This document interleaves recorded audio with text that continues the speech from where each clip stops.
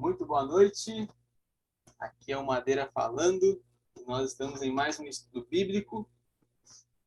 Hoje falaremos a respeito de João, capítulo 15, dando sequência ao que foi falado ontem.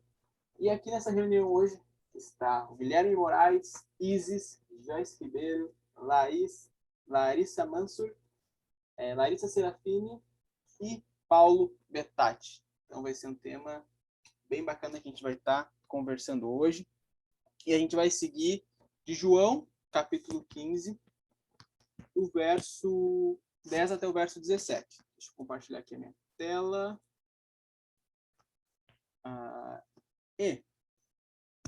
Gente, só para a gente se lembrar, né, contextualizar a respeito daquilo que foi falado ontem, não vou entrar muito nos detalhes, né, até para não estender muito tempo, mas Jesus, ele inicia sua conversa com os discípulos falando, né, da videira verdadeira. Ele como essa videira onde somente é possível dar frutos àqueles que de fato estão conectados com ele. E aquele que não permanece em Cristo, aquele que não permanece conectado à videira, não dá frutos, logo ele é descartado. Então aquilo que a gente vai estar conversando hoje, ainda assim é uma sequência disso que Jesus está falando para os discípulos, e a gente vai começar ali no verso 10, tá? Lembrando que as palavras aqui em vermelho são as palavras do próprio Jesus. João capítulo 15, então, versículo 10. Se vocês guardarem os meus mandamentos, permanecerão no meu amor, assim como também eu tenho guardado os mandamentos do meu Pai, e no seu amor permaneço. Aqui ele está seguindo a mesma linha do que a gente viu no capítulo 14, não sei se todos vão se lembrar, onde a gente viu, né, no capítulo 14 de João, que Deus fala claramente, Jesus fala, que aquele que ama guarda os seus mandamentos, ou seja, obediência, né? O amor a Cristo, ele é evidenciado pelas ações, pelas obras, como que é a nossa resposta em amor a Cristo. E não são obras que salvam, porque a salvação vem do próprio Senhor, é graça, é mediante a fé, a obra é totalmente de Cristo, mas depois que nós somos salvos, as obras acompanham aqueles que foram restaurados, né? Aqueles que nasceram de novo. É tão interessante isso, que eu aproveito para abrir um parênteses. Se vocês forem lembrar daquele diálogo de Jesus com Pedro, eu não vou lembrar a referência agora, todo momento que Jesus pergunta para Pedro, né? Nas 3 vezes que ele pergunta, Pedro, tu me amas? A resposta de Pedro é, Senhor, tu sabes que eu te amo. E aí Jesus não fala, tá bom, obrigado pela resposta. O que Jesus fala para ele? Apacenta as minhas ovelhas, né? Ele fornece a Pedro como se fosse assim, olha, você me ama? Maravilha, então agora trabalhe, né? Agora viva conforme eu vivi, haja como eu agi, sirva como eu sirvo o meu próprio Pai. Então isso aqui é interessante a gente também ter muito claro. Olha só o verso 11. Tendo-lhes dito estas coisas, para que tenho-lhes dito estas coisas para que a minha alegria esteja em vocês e a alegria de vocês seja completa. Ou seja, Jesus ele não está somente, né, entre aspas, compartilhando conhecimento ou compartilhando exemplos da forma como nós devemos viver. Isso também. Só que mais profundo do que isso, Jesus está dizendo, olha, vivam como eu vivi. E eu chego à conclusão, principalmente quando Jesus fala ali, né, para que a alegria de vocês esteja completa. Eu estava meditando sobre esse texto e olhando alguns comentários bíblicos. E, gente, eu chego à seguinte conclusão, e existe respaldo bíblico para isso, de que Jesus, com certeza, foi o homem mais feliz que pisou nessa terra. Sem dúvida alguma, Jesus foi o homem mais feliz que pisou nessa terra.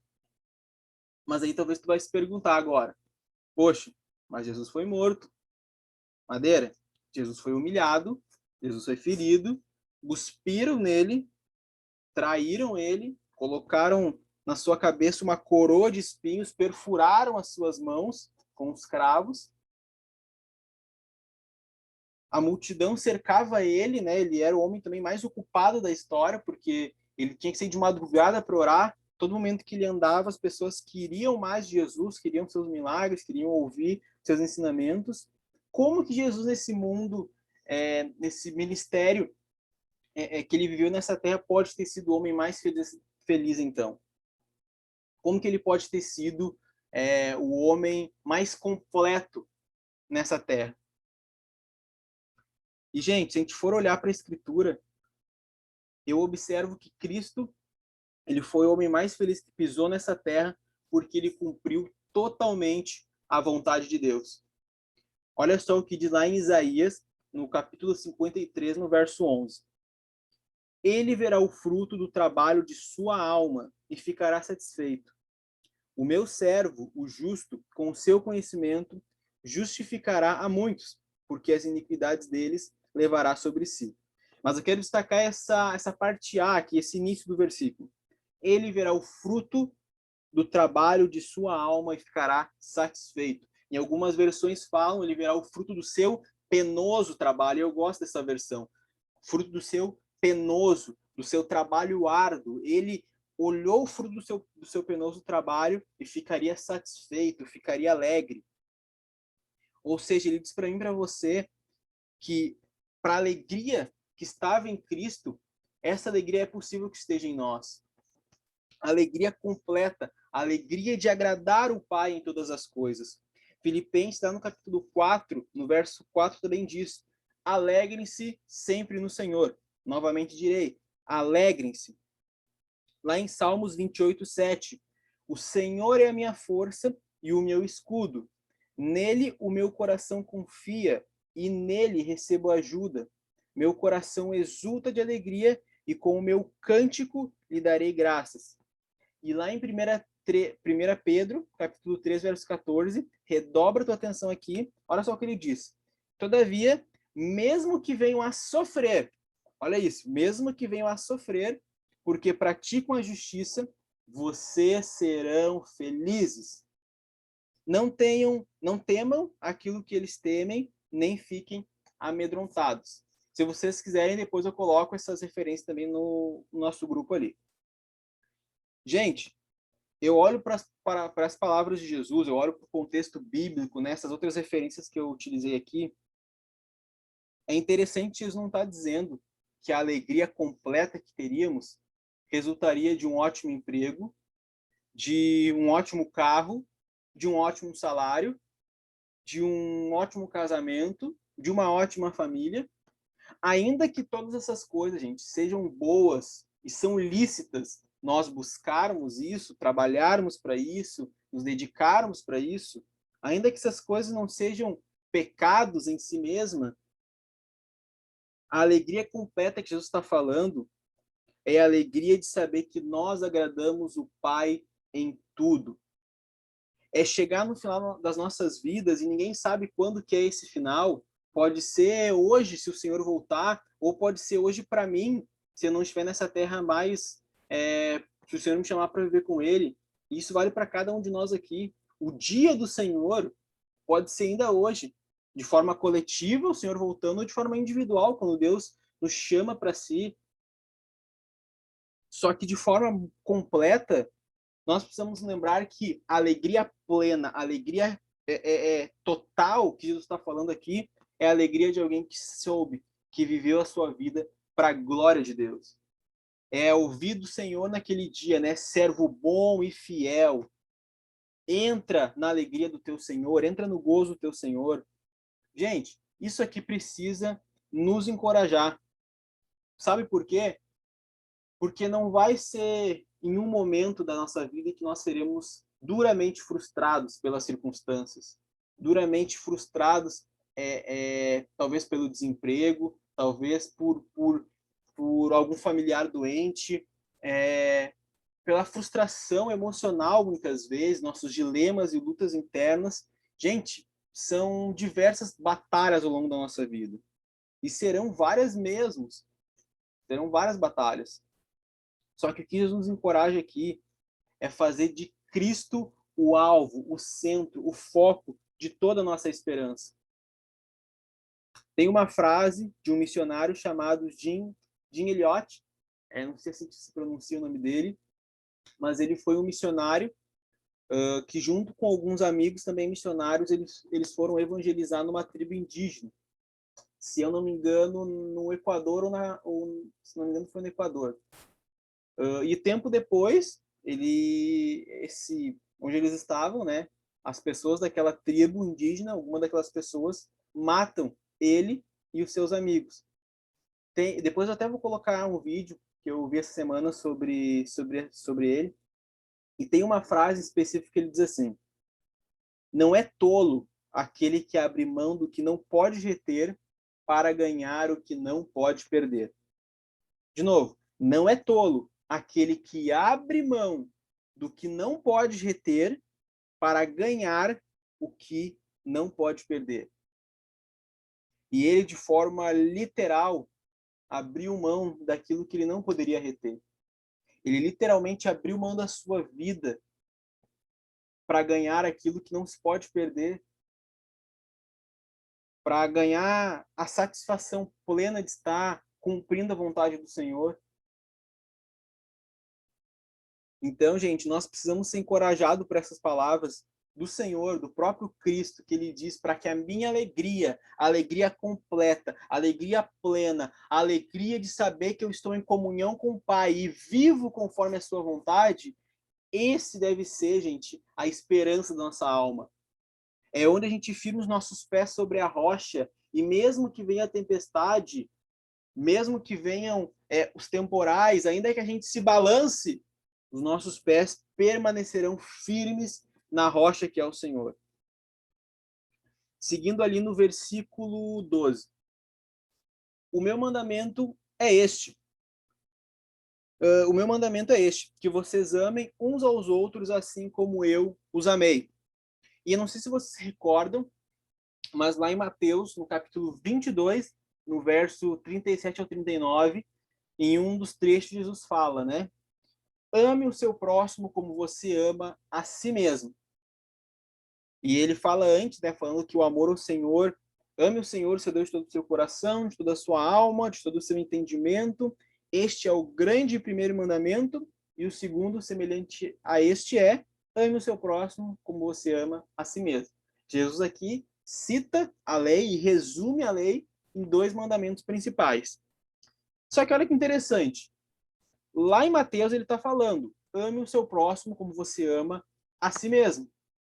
Agora a gente vai para João, capítulo 15, ele está dizendo, o meu mandamento é este, que vocês amem uns aos outros, assim como eu os amei. E a gente precisa entender algo. A revelação bíblica, ela é progressiva. Deus ele vai revelando a sua palavra conforme a sua plena vontade, conforme, claro, também a maturidade da igreja, mas, obviamente, pela sua própria vontade, por discernir os tempos, as estações, por saber quando que deve ser revelado a sua vontade, de que forma essa vontade precisa ser revelada. E quando a gente olha para esse verso em específico, a gente vê que Jesus ele está cada vez mais se aproximando da hora da sua morte. Ele está como se fosse deixando as orientações finais para os seus discípulos. É por isso que a gente vê, né, aquele episódio da última ceia, onde Jesus resume o seu ministério, se abaixando, pegando uma bacia, uma toalha e lavando os pés dos discípulos. E aqui, quando ele fala, olha, não é simplesmente para amar como vocês amam a si mesmo, mas é para amar como eu amei vocês. Jesus ele eleva o padrão e traz uma nova revelação. Na verdade, a revelação está de acordo com a Escritura, mas ele amplia o entendimento que eles tinham do que é amor. E qual era a régua que eles deviam usar? Porque antes a régua do amor era o meu amor por mim mesmo. A régua do meu amor pelo próximo é eu amar a mim mesmo. E aí, assim, poder amar o meu próximo. Só que Jesus aqui, ele eleva o padrão de amor a ponto de dizer, eu quero, o meu mandamento, a minha ordenança, é que como eu amei vocês, vocês amem o próximo. E se a gente for olhar como que Jesus amou as pessoas, como que Jesus demonstrou esse amor pelo outro? Se entregando em serviço, se entregando em amor voluntário, chorando com os que choravam, se alegrando com aqueles que se alegravam, mas, acima de tudo, entregando a própria vida, entregando não somente o seu tempo, mas de forma total, completa, servindo outros em amor. E eu e você, gente, nós nunca conseguiremos fazer isso a menos que haja o Espírito Santo habitando em nós, a menos que haja uma decisão de sermos bênção de Deus, assim como Jesus é bênção para nós. Olha só o que diz o verso 13. Ninguém tem amor maior do que este, de alguém dar a própria vida pelos seus amigos. E já na sequência, o verso 14. Vocês são os meus amigos se fazem o que eu lhes ordeno. Ou seja, em primeiro lugar, Jesus está falando que o fato dele estar se entregando voluntariamente à morte, se entregando voluntariamente à cruz, demonstra que esse sempre será, sempre foi e sempre será o maior ato de amor que a humanidade pôde experimentar. Ainda que o mundo não reconheça, ainda que o mundo não valorize, ainda que muitos saibam quem é Jesus e tenham a imagem de um Cristo crucificado em uma cruz, ou num crucifixo, ou numa imagem, ou numa igreja, ainda que as pessoas vejam isso e saibam disso, muitos ainda não compreenderam o que isso representa de fato na vida individual do ser humano. Jesus demonstrou o amor de forma muito profunda, de forma muito prática, se entregando voluntariamente na cruz. Jesus morreu para que os inimigos de Deus pudessem se tornar os seus amigos. É por isso que lá em 2 Coríntios, no capítulo 5, do verso 18 ao 19, Paulo ele fala: ora, tudo isso provém de Deus, que nos reconciliou consigo mesmo por meio de Cristo e nos deu o ministério da reconciliação, a saber que Deus estava em Cristo reconciliando consigo o mundo, não levando em conta os pecados dos seres humanos e nos confiando a palavra de reconciliação. Jesus sendo mediador entre Deus e homem. Jesus sendo aquele que na cruz Deus Pai não estava vendo como seu filho amado, mas como alguém que era alvo da sua ira. Por quê? Porque na cruz ele representava eu e você. Os pecados que nós cometemos, os pecados que nós ainda iríamos cometer. E de forma soberana, de forma perfeita, ele é o sacrifício. O Cordeiro de Deus que tira o pecado do mundo. Só que quando a gente olha esse versículo, a gente percebe Jesus falando que ele dá a vida pelos seus amigos. E os meus amigos são aqueles que fazem o que eu ordeno. Essas são as palavras de Jesus. Aí, o que a gente precisa se questionar e se perguntar é o fato de: será que Jesus morreu por todo mundo ou morreu pelos seus amigos? Jesus morreu por toda a humanidade ou morreu pelos seus amigos? E a resposta é: ele morreu por todos, ao mesmo tempo que ele não morreu por todos. É aquele paradoxo da palavra, né? Que nem a gente costuma dizer, e vocês já estão acostumados com esse termo, o já e ainda não, né? Já estamos com Cristo nas regiões celestiais de forma profética, já, com certeza. Ele pagou o preço, a salvação não se perde. Ele já escreveu o meu e o seu nome, se nós de fato reconhecemos ele como Senhor e Salvador, mas ainda não, porque ainda estamos nessa terra, porque o Senhor ainda não voltou, porque ainda não reinamos plenamente como ele, e como um dia reinaremos juntos. Então é o já e ainda não. E por que eu estou falando que ao mesmo tempo que Jesus morreu por todos, ele também não morreu por todos? Parece até meio confuso isso. Se a gente for olhar, gente, o sacrifício de Cristo na cruz, ele só se torna vida, só se torna, de fato, vida realmente, não tem outro termo melhor para ser usado, para aquele que aceitou o presente de Deus enviado ao mundo. Cristo morrer na cruz somente faz sentido para a vida daquele que aceitou, que reconheceu, que abraçou o presente de Deus enviado ao mundo. E aí por isso que ele está falando, eu dou a minha vida pelos meus amigos, e esses fazem aquilo que eu ordeno. Logo, quem não faz o que Cristo ordena, logo aquele que não é amigo de Deus, logo aquele que não tem parte com Jesus, também não terá parte com Deus na abundância, na vida eterna que ele tem para aqueles que são filhos. A mensagem de Cristo, gente, é forte e precisa gerar temor no meu e no teu coração. Porque ele está falando, olha, a vida que eu entrego é para aqueles que são os meus amigos. E como nós lemos antes, todos nós, sem exceção, éramos inimigos de Deus.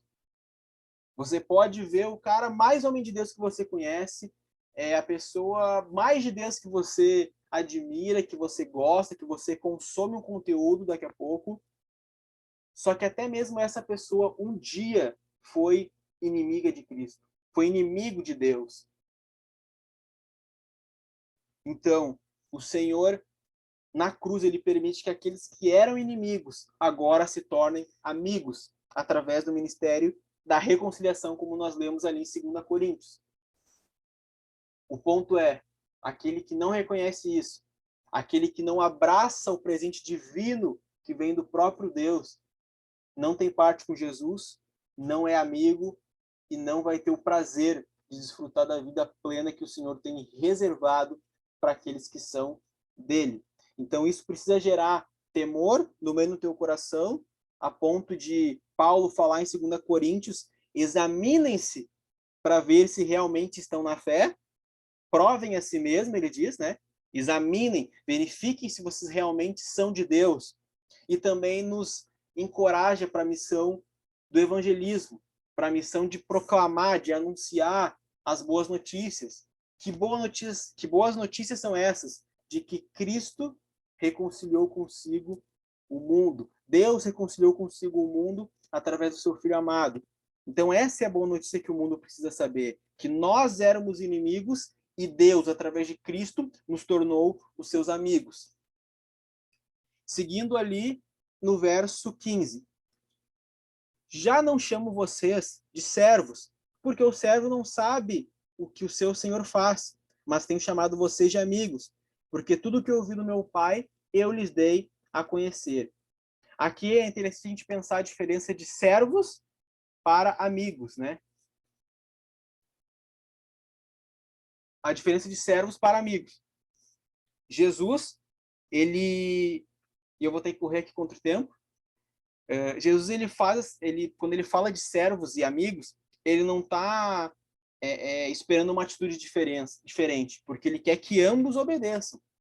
Só que o servo, muitas vezes ele obedece pela recompensa, ele obedece até mesmo de forma cega, mas o amigo é aquele que é de confiança, é aquele que de fato obedece por amor, é aquele que escolheu ser escravo de Cristo por dívida de gratidão. E o nosso Senhor não é um tirano, o nosso Senhor não é um carrasco, mas é um bom Senhor, é o nosso Deus, é o nosso Pai. Então nós somos servos de Deus, ao mesmo tempo que somos amigos dele. Olha só o que diz o verso 16. Não foram vocês que me escolheram, pelo contrário, eu os escolhi e os designei para que vão e deem fruto, e o fruto de vocês permaneça, a fim de que tudo que pedirem ao Pai, em meu nome, eu lhes conceda. Esse fato de Jesus chamar, né? Eu chamei vocês. É aquilo que alguns teólogos até não gostam daquela frase, né? Aceitar Jesus. Porque, de fato, foi Deus que nos aceitou em primeiro lugar. Foi o Senhor que nos escolheu. E nós simplesmente reconhecemos isso. Pelo Espírito Santo que abre o nosso entendimento, abre os nossos olhos espirituais, nós podemos reconhecer que Jesus é o Senhor, que ele é o Rei de toda a glória. Olha só o que diz o verso 17, finalizando. O que eu lhes ordeno é isto, que vocês amem uns aos outros. E ele termina aqui esse contexto reforçando aquilo que ele falou lá no início. Eu quero que vocês amem uns aos outros. Tem um verso lá em 1 João, capítulo 4, verso 12, que diz: Nunca ninguém viu a Deus. Se amamos uns aos outros, Deus permanece em nós e o seu amor é em nós aperfeiçoado.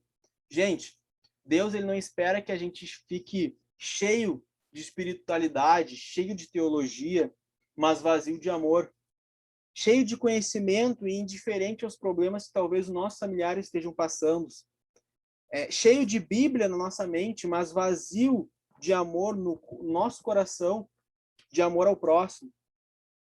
O amor vertical, né? Vertical a Deus, ele é validado através do nosso amor horizontal, né? Então imagina, vertical, amor a Deus, e horizontal, amor pelas pessoas, aqueles que estão no mesmo lugar que eu, que são seres humanos também. E quando nós unimos as duas coisas, nós temos a imagem da cruz. O amor vertical mais o amor horizontal se forma a cruz, onde Deus cumpriu a vontade, onde Jesus cumpriu a vontade de Deus em amar o Pai, mas também cumpriu a sua vontade em amor a nós. Então, que isso venha a encorajar o meu e o teu coração.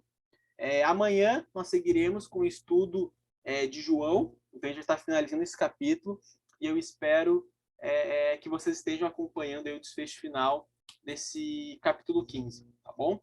Que Deus abençoe a todos, um grande abraço.